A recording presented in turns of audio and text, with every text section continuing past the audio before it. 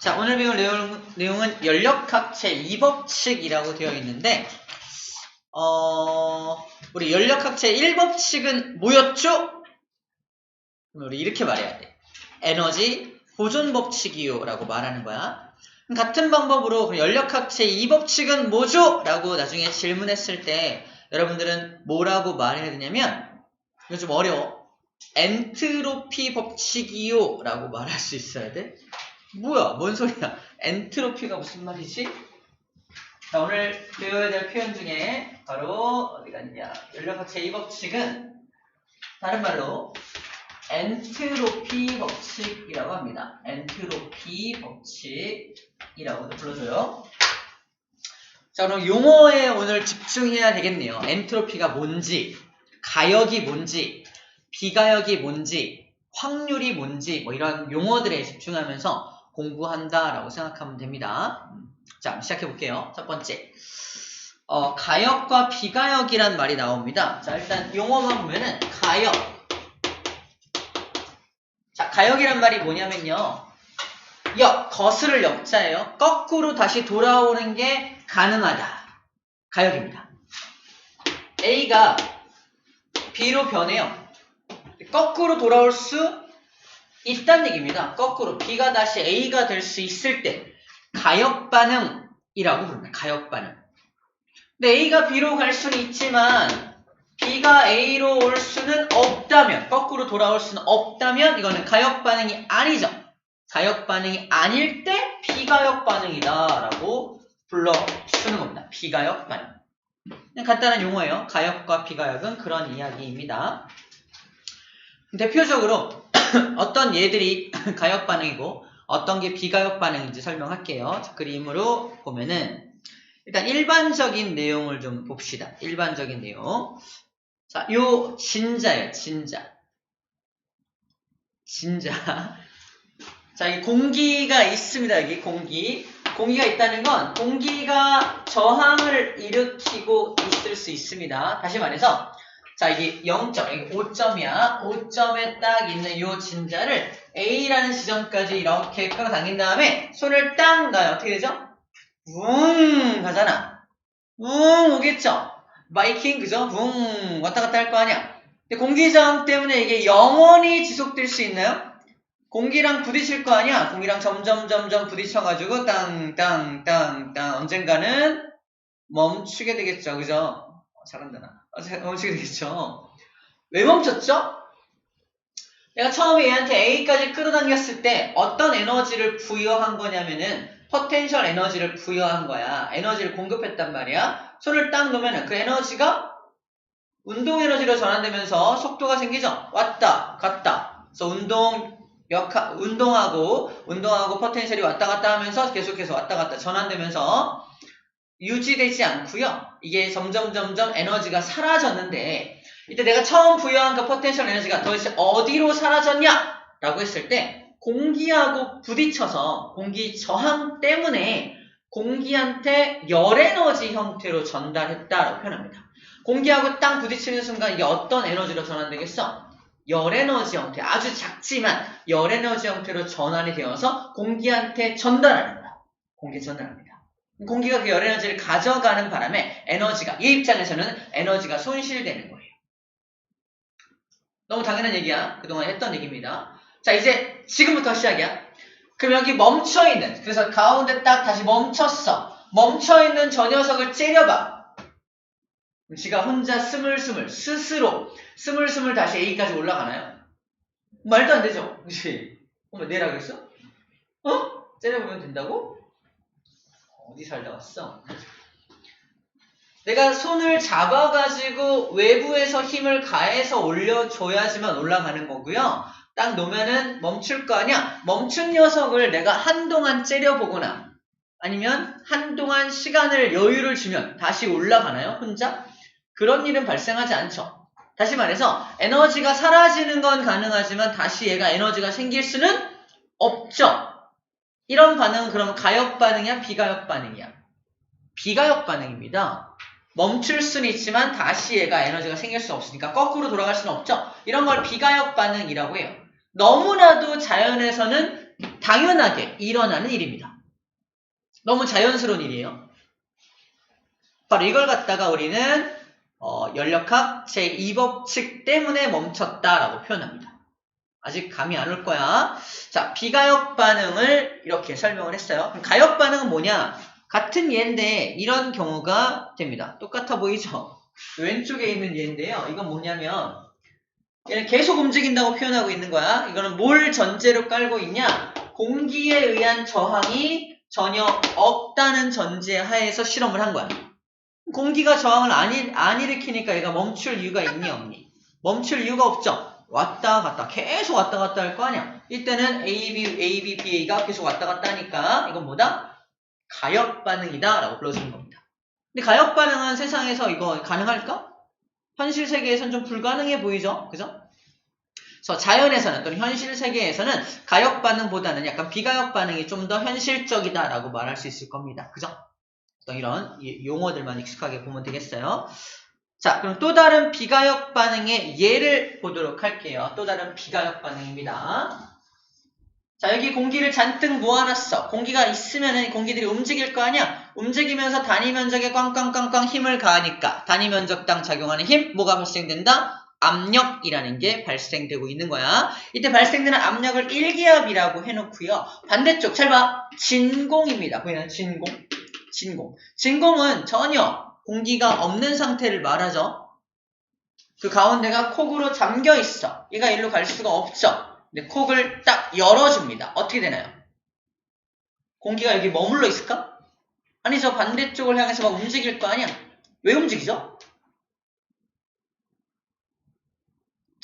두 가지 이유가 있을 수 있는. 첫 번째, 이 공기 분자가 에너지가 있으니까 운동성이 있잖아. 운동성이 있으니까 움직일 수 있죠. 근데 안 움직일 수도 있잖아. 그 안에서만 놀 수 있잖아. 왜 굳이 일로 갈까? 정답은 고농도에서 저농도를 향해서 움직여 간다는 무슨 현상? 두 글자. 확산입니다. 확산이란 현상에 의해서 고농도에서 저농도 쪽으로 이렇게 물질이 퍼져나가는 자연스러운 현상이 벌어져요. 오케이? 그래서 퍼져나가서 양쪽에 공기가 거의 동등하게 들어있을 때까지 퍼져나가게 되는 게 너무 자연스러운 현상이죠. 맞습니까? 그래서 이런 자연스러운 현상이 벌어졌다 치자. 쟤한테 이제 무슨 말을 하냐? 얘한테 0.5기압 나눠가서 지금 나눠진 얘한테 내가 한동안 시간적 여유를 주거나 또는 째려보면 다시 처음 상태로 돌아갈 수 있나요? 말도 안 되죠. 다시 한쪽으로 모일 이유가 없잖아. 그치? 확산의 원리에 적용이 안 돼. 확산의 원리에 어긋나잖아. 그래서 다시 원래 상태로 돌아갈 수는 없다. 그러므로 무슨 반응이다? 가역이다, 비가역이다? 비가역 반응이다. 자연에서는 비가역 반응이 더 많네. 그죠? 이런 예를 얘기하고 있습니다. 자, 또 하나 볼게요. 아이고, 뭐 눌렀니? 하나 더 볼게요. 자, 이번에는 찬물과 더운 물을 섞을 거예요. 찬물과 더운 물을 섞으면 어떻게 돼요? 미지근해지겠죠? 그죠?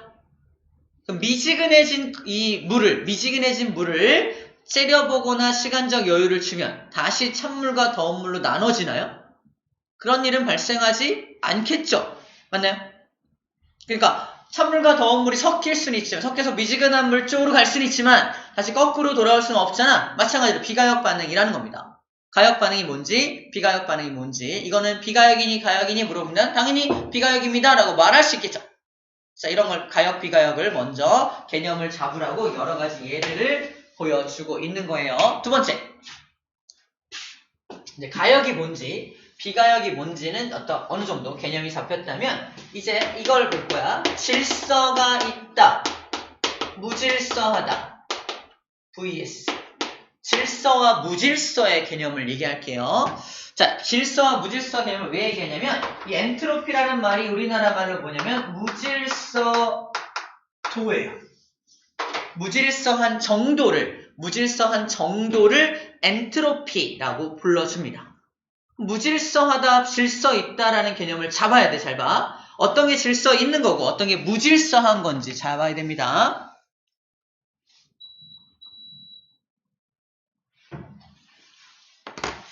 첫 번째,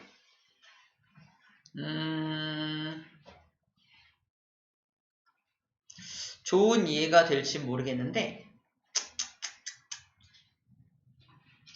이 찬물, 더운 물로 설명을 좀 해볼게요. 봐봐. 질서가 있다, 무질서하다. 예를 들어서, 좋은 예가 아닐 수도 있는데, 먼저, 세상에 남자가 있고, 여자가 따로 있어. 그럼 매우 질서 있는 상태라 보는 거야. 근데 세월이 오래 지나고 나니까 얘가 남잔지 여잔지 모르는 종이 탄생했어. 그럼 세상은 무질서해졌다라고 표현할 수 있습니다. 좋은 예 같지가 않죠. 그래서 사회적 현상을 제외하고 생물학적으로 말하는 거야. 생물학적으로 남자, 여자가 구별되어 있을 때가 질서 있는 상태인 거고, 구별되지 못한 어떤 종이 탄생했다면 되게 무질서해지는 거야. 그죠? 이런 느낌이야. 마찬가지로 뭔가 구별되어 있을 때 질서 있다라고 표현을 합니다. 봐봐. 찬물과 더운 물이 지금 어때요? 딱 구별되어 있죠? 이때가 질서 있는 상태야. 근데 섞어서 미지근해지면 무질서해진 겁니다. 이해됩니까? 무질서한 이 미지근한 물한테 다시 질서 있게 변해! 그럼 변할까? 안 변하겠죠. 그거예요. 그래서 아까 비가역 반응하고 연결해서 무질서해지는 쪽으로 변화가 되긴 되더라도 무질서한 게 다시 질서 있는 쪽으로 돌아오지는 않아요. 그게 자연의 법칙이야. 자연의 현상입니다.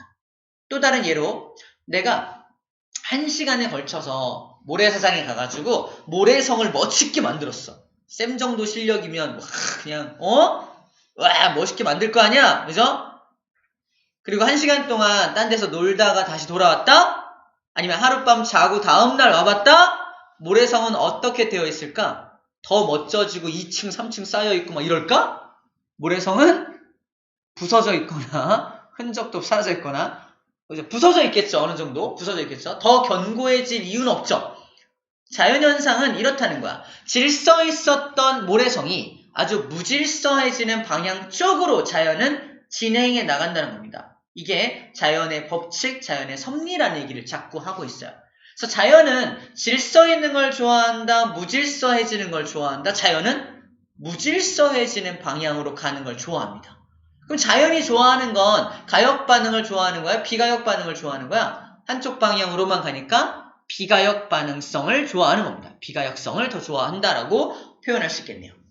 자연은 무질서해지는 쪽으로 가는 거니까. 자, 또 하나 예를 들어볼게요. 또 하나 예를 들면은, 자, 아까 그거야. 기체가 확산될 때 첫 번째 상황이 기체가 한 곳에 모여있고 한 곳은 아무것도 없죠. 완전 딱 구별되어 있죠. 질서 있는, 굉장히 질서 있는 상태였던 거야. 근데 다 확산되어 가가지고 양쪽이 골고루 섞였죠. 골고루 섞이면 무질서해졌다라고 인식하는 겁니다. 그렇게 표현해 주는 거야. 그럼 무질서해진 이 녀석을 다시 째려보면 질서 있는 상태로 돌아갈 수 있다 없다? 그렇게는 안 된다라고 자꾸 얘기하는 거야. 자, 바로 또 하나 예를 볼게요. 얘들을 쭉 볼게요. 자, 이거는 열입니다. 열. 고온의 물체는 열을 많이 가지고 있는 물체고요. 저온의 물체는 열을 적게 가지고 있는 물체거든요. 우리 93쪽 맨 위에 있는 그림이야. 자, 이렇게 고온과 저온으로 딱 나눠져 있죠. 현재는 구별되어 있으니까 뭐다? 질서 있는 상태라고 말하는 거야. 근데 열의 특징, 열은 항상 고온에서 저온으로 뭐한다? 이동합니다. 그죠? 고온에서 저온으로 이동합니다. 막 이동을 하면 요딴 모습이 되겠죠. 열 평형 상태에 도달하게 됩니다. 둘의 온도가 같아진 상태. 더 이상 열이 이동하지 않아. 이동하지 않는 상태. 그럼 얘는 어떤 상태다? 모두 섞여 있으니까 무질서한 상태라고 보는 겁니다. 그럼 평형, 열 평형을 이루고 있는 얘를 째려보거나 시간적 여유를 주면 다시 원래 상태로 돌아가나요? 안 돌아가네. 똑같은 얘기 반복하고 있습니다. 근데 자연에 있는 대부분의 현상들이 다 이런 법칙을 따라간다는 걸 보여주고 있는 거야. 또 하나 볼게요. 잉크를 물에 똑 떨어뜨립니다. 이게 떨어뜨린 순간이야. 그럼 잉크 따로, 물 따로 일단 분리되어 있죠. 구분되어 있죠. 구별되어 있죠. 그러므로 뭐다? 질서 있는 상태, 현재는. 하지만 저 질서를 유지할 수 있을까? 아니야. 잉크방울이 곳곳으로 확산되어서 퍼져 들어갈 겁니다. 그렇게 퍼져 들어간 물이 요 물이야. 요 물. 그래, 요물이야. 이물입니다. 얘는 그러면 질서있는 거야? 무질서한 거야? 무질서해진 상태라고 보는 거지. 자, 무질서해진 얘를 째려보거나 시간적 여유를 주면 스스로 원래 상태로 돌아갈 수 있다? 아니, 못 돌아가. 그죠? 그러므로 비가역성을 가지고 있다. 비가역 반응이다. 라고 불러줄 수 있다라는 겁니다. 아하, 이런 것들을 이제 질서와 무질서의 개념으로 설명할 수 있구나. 라고 표현을 하는 겁니다. 좋아요. 그럼 일단 연력학 제2법칙 정의에 딱 그게 써 있습니다. 보세요. 연력학 제2법칙이 뭐냐라고 했을 때 여기 92쪽 맨 밑에 써 있습니다. 맨 밑에 뭐라고 써 있어요? 읽어볼게요. 연력학 제2법칙이 뭐냐? 자연현상에서 일어나는 변화의 비가역적인 방향성을 제시하는 법칙이다. 쌤 설명을 안 듣고 처음에 자기 혼자 공부하느라고 연력학 제2법칙이 뭐지? 딱 읽었어. 상상해보자. 자연현상에서 일어나는 변화에 비가역적인 방향성을 제시하는 법칙이다. 아, 그렇구나 그랬을까 우리가? 뭔 소리야 이게. 그죠? 그랬을 거 아니야. 근데 이제 비가역적인 방향성을 제시한다는 게 뭐다? 한쪽 방향으로만 진행되는 거구나. 근데 그 방향성이 어느 방향이다? 무질서해지는 방향 쪽으로 진행이 되어가는 거를 제2법칙이라고 불러주는구나 라는 겁니다. 근데 왜 연력학이라는 말을 붙여놨냐면 아까 그거야. 연력학이란 말은 바로 열에 대한 거를 적용해서 이런 경우입니다. 자, 중요한 거 다시 한번 설명할게요. 열은 항상 고온에서 저온으로만 움직여요. 그쵸? 저온에서 고온 쪽으로는 갈 수가 없어요. 그래서 항상 고온에서 저온으로만 가니까 비가역적인 방향성이 있다라고 말을 할 수 있고요. 그렇게 해서 무질서해진 녀석은 다시 원래 상태로 구별되지 않게 되겠죠. 자, 열에 대한 경우 항상 고온에서 저온 쪽으로만 이동해서 무질서해져라는 것을 이용해서 이걸 갖다가 이런 특징을 가진 열을 가지고 열기관을 돌리잖아. 그래서 열기관도 연력학 제2법칙을 따라갈 수밖에 없다는 거야. 그래서 열기관에다 고온의 열을 공급하면 그거 갖다가 막 일하잖아. 일도 하고 내부 에너지도 막 증가했었죠. 근데 그렇게 일도 하고 내부 에너지 증가하면서 발생된 모든 저온으로 빠져나간 열들을 다시 끌어모아서 다시 열기관을 돌릴 수 있다 없다. 이거 불가능하다는 얘기야. 왜냐면 저온으로 빠져나간 열들을 다시 끌어모으려면 저온의 열들을 끌어 모아서 이쪽으로 모아야 될 거 아니야. 일단 저온의 열을 2개를 끌어모았다 치자. 여기다가 억지로 여기는 이미 고온이 되었죠.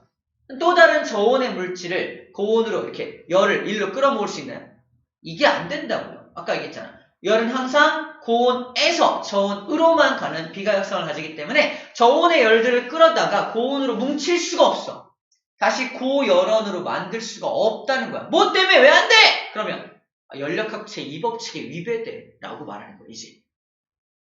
아니 저온의 열들을 왜 못 모아? 왠지 모을 수 있을 것 같은데 모래알처럼. 하지만 그게 안 돼. 왜 안 돼? 연력학 제2법칙에 위배돼 라고 이제는 말하시다는 겁니다. 이래요? 그때 고급진 영어로 연력학 제2법칙에 위배되니까 이건 안 되는 거야. 그래서 계속 새로운 에너지가 필요한 거야. 만약에 연력학 제2법칙이 위배가 안 된다면 흩어져 있는 열들을 모아서 또 돌리고 또 모으면 돼요. 굳이 태양열 발전 또는 굳이 화석 연료 캔에서 또 에너지를 얻으려고 노력할 필요가 없다니까? 이해됩니까?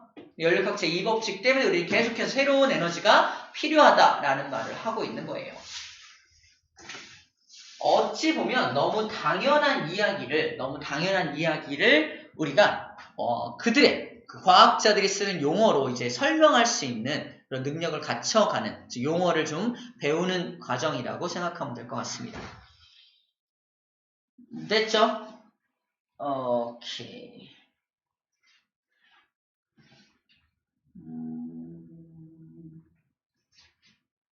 자, 그런 이야기들이고요. 하나만 더 정리를 해볼게요. 자, 이걸 한번 정리할 텐데, 여기다 해볼게. 웬만한 거 이제 다 한 것 같아요. 봐봐. 여기 박스가 있어. 나와 있는 건데.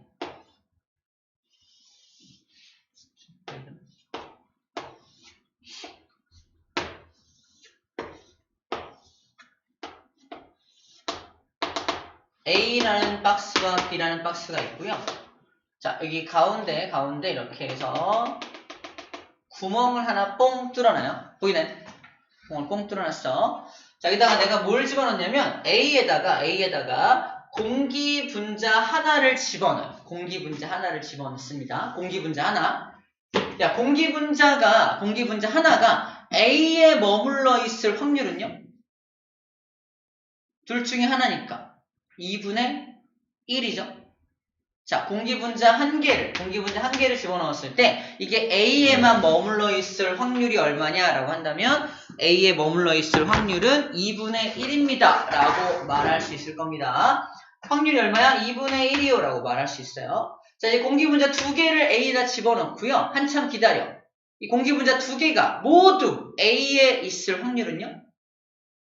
A의 확률, 그러니까 하나가 왼쪽에 있을 확률 2분의 1, 또 하나가 왼쪽에 있을 확률 2분의 1에서 2분의 1 곱하기 2분의 1로 구하죠.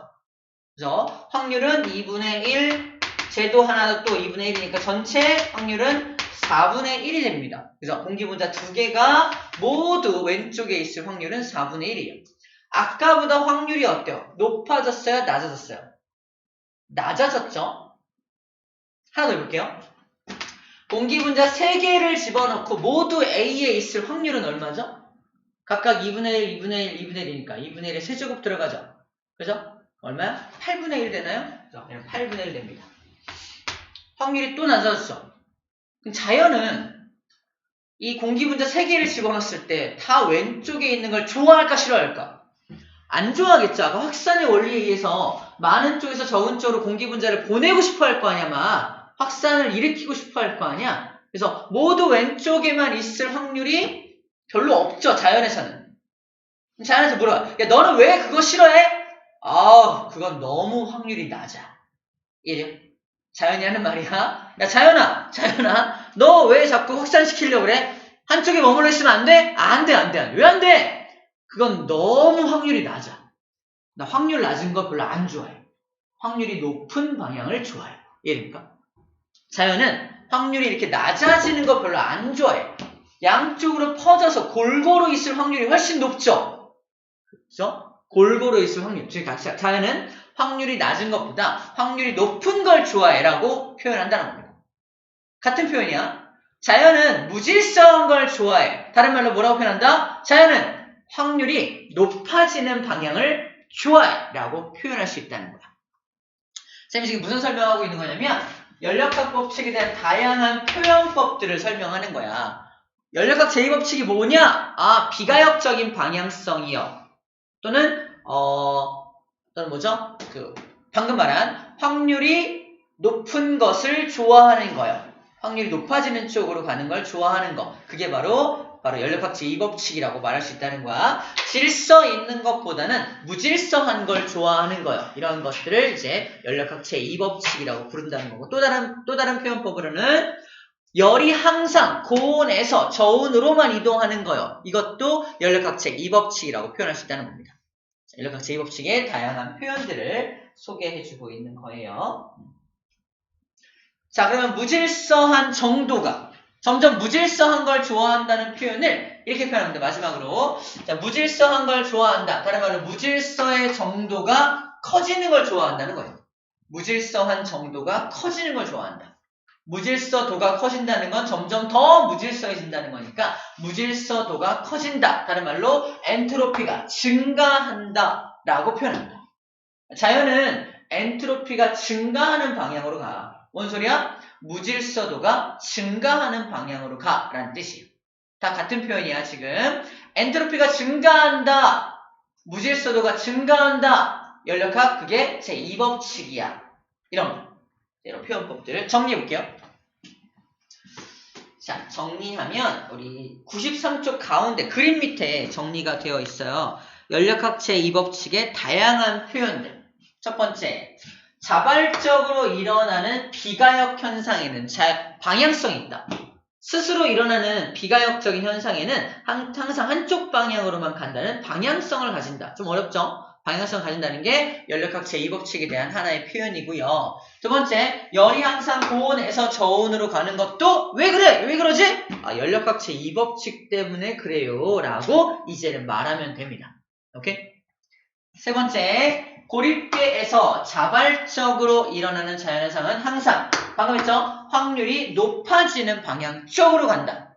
근데 고립계라는 표현을 쓰는 건 뭐다? 외부에서 어떤 요인이 제공되지 않을 때 외부에서 일부러 예를 들어 야 여기 있어 가 이렇게 자꾸 끌어다가 왼쪽으로 쳐 박으면요, 그죠? 외부에서 어떤 힘을 영향력을 가하면 이렇게 확률이 높아지는 방향으로 갈 수 없을 수도 있잖아. 그래서 고립계 스스로 혼자서만 해야 되는 고립계에서는 항상 확률이 높은 방향 쪽으로 간다라는 말을 하고 있는 겁니다. 네 번째, 또 고립계죠. 고립계에서 자발적으로 일어나는 자연현상은 항상 엔트로피가 증가한다. 방금 했죠? 엔트로피가 증가하는 방향으로 간다는 것도 연력학 제2법칙의 또 다른 표현법이다 라고 말하는 거예요. 자, 그러다 보니까 이제 열기관이야. 그러다 보니까 열 효율 100%짜리 열기관은 만들 수가 없어 라는 거예요. 왜 그러냐면 어떤 열기관이 있다고 한번 상상해 봅시다. 열기관. 우리가 저번에 배웠던 열기관 이거죠. 열기관이 있는데 여기 있는 기체 분자들한테 내가 열을 공급할 거야. 얼마의 열을 공급할 거냐면 Q를 100이라는 열을 공급할 거야. 이걸 가지고 전부 다 1에 사용을 하면은 열 효율이 100%가 나옵니다. 왜냐하면 열 효율을 구하는 공식이 내가 공급한 열 중에서 얼마만큼 일했냐 이게 열 효율이거든요. 내가 가한 열 모두를 가지고 100을 가지고 일을 했다면 열 효율 100%인 거야. 이렇게 만들면 열 효율 100%짜리 열기관을 만든 거야. 근데 가능할까? 이게 불가능하다는 얘기를 하는 거야. 왜 그러냐면 열은 항상 어디서 어디로 움직인다? 고온에서 저온으로 움직인다며. 여기에 100에 열이 들어가면 여기가 100이라면 나머지는 얘보단 좀 열이 작겠네. 무조건 밖으로 열이 빠져나갑니다. 무조건 열의 일부가 빠져나갈 수밖에 없어. 왜? 그러면 엔트로피 법칙 때문에, 다른 말로 연력학 제2법칙 때문에 열이 빠져나갈 수밖에 없어 라고 말하는 거예요. 오케이? 그래서 이 일은 100을 할 수가 없겠죠. 그래서 다른 말로 열 효율 100%짜리 열기관을 만들 수가 없어. 어떻게 보면은 2번과 5번이 연결되어 있는 내용이에요. 열이 항상 고온에서 저온으로 항상 저온의 물체와 고온의 물체가 맞닿는 그 순간부터 무조건 열이 이동합니다. 이동하기 때문에 이 경우에 이 열기관이 뜨거우니까 외부한테 열을 무조건 뺏길 수밖에 없다는 거야. 이 열기관이 막 일하고 있을 때 우리가 손으로 만져보면 뜨끈뜨끈하다는 겁니다. 뜨끈뜨끈하다는 건 열을 내뿜고 있다는 거예요.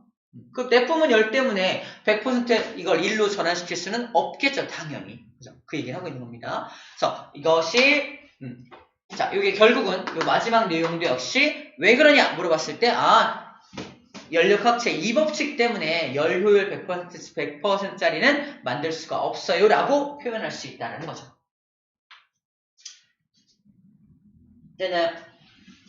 자, 오늘 조금 다 알고 있는 내용인데 이거 이렇게 표현한다고? 이런 게 좀 낯선 것 뿐이지 어려운 내용은 아니라는 얘기를 하고 있습니다. 낯설긴 하지만 어렵진 않아. 자, 그 다음 요거 잠깐 볼게요. 자, 똑같은 얘기야. 이 녀석이 포텐셜 에너지를 가지고 있는데 여기 빗면을 따라 내려오고요. 그 다음에 여기 수평면을 따라 가다가 멈췄어요. 멈췄어. 마찰이 있단 얘기죠. 마찰이 있으니까 멈춘 거지. 마찰이 없다면 쭉 갈 거 아니야. 마찰이 있어. 그럼 얘가 가지고 있는 에너지를 100이라고 한다면 쭉 내려와서 이 녀석은 포텐셜이 0이 됐잖아. 에너지 다 어디 갔죠? 다 어디 갔지? 마찰에 의해서 사라졌죠. 첫 번째 문제. 마찰에 의해서 사라진 에너지가 얼마인가요? 100이죠. 마찰로 사라진 에너지가 100입니다. 어떻게 알았지 그러면? 100의 에너지가 0이 됐으니까 나머지는 없어진 거잖아. 우리는 그럼 이걸 뭐라고 표현한다? 이게 100인 걸 너 어떻게 알아맞혔어? 라고 물어본다면 이렇게 말하는 거야. 야, 사라진 열 에너지가 100인 건 어떻게 알았어? 아유, 연력학체 1법칙 있잖아요. 연력학체 1법칙에 의하면 에너지는 보존되어야 하잖아요. 그러니까 연력학체 1법칙으로 구한 거예요. 라고 말하는 거야. 오케이? 이때 써먹는 말이야. 연력학체 1법칙 때문에 이게 100인 걸 알았어요. 라고 써먹는 거고. 두 번째, 열로 손실된 요 에너지들 100. 여기 손실된 에너지들 여기 널려있을 거 아니야? 그럼 내가 얘한테 스스로 다시 절로 올라가라고 하면 야, 너 다시 절로 올라가! 그러면 얘가 올라가나요? 올라갈 수 없죠. 얘는 왜 못 올라가 처음으로? 그러면 이제 뭐라고 말해야 돼? 연력학 제2법칙에 위배되기 때문에 절대 올라갈 수가 없어요 라고 표현하는 거라고요. 오늘 좀 추상적이죠. 굉장히 추상적이야. 뭔가 실물이 안 보여. 얘한테 너는 절로 왜 못 올라가? 그러면 당연히 안 되죠. 그동안 이게 말이 안 되죠. 이러지 말고 이제는 뭐라고 표현한다? 연력학 제2법칙에 위배되기 때문입니다 라고 고급지게 표현해 달라는 겁니다. 오케이? 아니 멈춘 진자가 어떻게 다시 올라가요? 말이 안 되죠 라고 말하지 말고 연력학 제2법칙에 위배되기 때문에 원래 상태로 갈 수가 없어요 라고 말하라고. 이제 미지근한 물을 왜 다시 찬물 더물로 못 갈러? 아유, 당연히 안 되죠. 이게 아니라 이제 연력학 제2법칙에 위배되기 때문이라고요. 아저씨 그만 물어봐 이렇게 말하라고요. 이렇게 말할 수 있는 능력을 기르라는 겁니다. 응? 자, 그 얘기예요. 자, 아까 그 얘기 좀 정리하면 그래서 확률이 높아, 확률이 좀 낮아지는데 n개 여기 공기 분자를 넣는다면 얘는 2분의 1의 n승계의 확률로 엄청 줄어들죠. 이렇게 확률이 줄어드는 걸 좋아하지 않는다라는 표현이 정리가 되어 있는 거야. 93쪽에 오른쪽에 있는 내용이 그 내용입니다. 자연은 항상 확률이 높아지는 방향으로 가고 싶어한다 라는 말까지입니다. 자, 여기까지 3번까지의 내용이고요. 좀 추상적이긴 한데 여러분들 쌤이 지금 하나하나 잃지 않고 이게 엔트로피 법칙이야, 이게 연력학 제2법칙이야 이렇게 이런 식으로 설명했거든요. 여러분들 이제 잠깐 처음부터 쭉 읽어보세요. 텍스트를 읽어가면서 쌤이 한 말하고 여러분들이 읽는 거 하고 매치를 시켜보면 돼요. 자, 매치를 시키는 시간 잠깐 가질게요. 92쪽과 93쪽을 한번 쭉 한번 읽으면서 무슨 말인지 이제 머릿속으로 이해를 좀 해달라는 얘기입니다. 자, 부작업하고 잠깐 쉴게요.